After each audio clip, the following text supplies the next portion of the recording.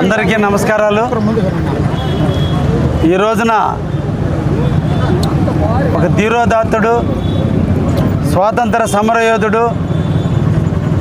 బీసీల పాలిట పెన్నిదైనటువంటి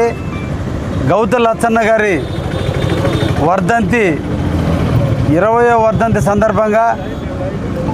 మా కావలి నియోజకవర్గానికి సంబంధించిన గౌడ సోదరులు,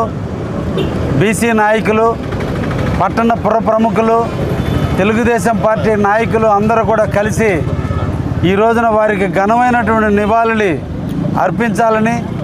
ఈరోజు వారి యొక్క కాంస్య విగ్రహానికి మాలలు వేసి ఈరోజు వారికి వర్ధంతి సందర్భంగా ఘనమైన నివాళులు అందించడం జరిగింది. ఈ సందర్భంగా అందరం కూడా తెలుగు ప్రజలు గర్వించదగ్గ వ్యక్తి గౌతు లచ్చన్న గారు. స్వాతంత్ర సమరంలో పాల్గొని జైలు పాలై పేద బడుగు బలహీన వర్గాల కోసం కృషి చేస్తూ ఎన్నో పదవులను అలంకరించి ఈరోజు కూడా ఆయన యొక్క ఆశయాల్లో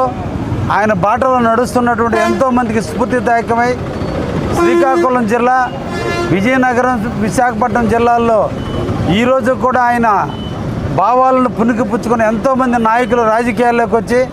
ఈరోజు వాళ్ళ యొక్క తనయుడు సంబంధించినటువంటి కూతురు ఈరోజు కూడా తెలుగుదేశం ఎమ్మెల్యేగా ఉంటూ ఈరోజు ఎనలేని సేవలు అందిస్తూ ప్రజలందరికీ కూడా ఆయన భావాలను కలిగి ముందుకు పోవాలని మనసారా కోరుకుంటూ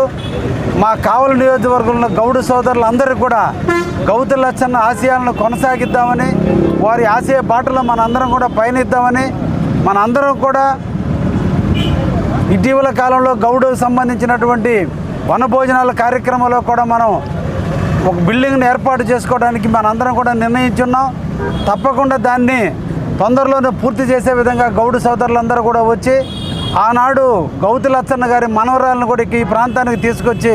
మన గౌతు లచ్చన్న మీద ఉన్నటువంటి ప్రేమానురాగాలను మనం వ్యక్తపరుద్దామని ఈ సందర్భంగా అందరికీ కూడా తెలియజేస్తూ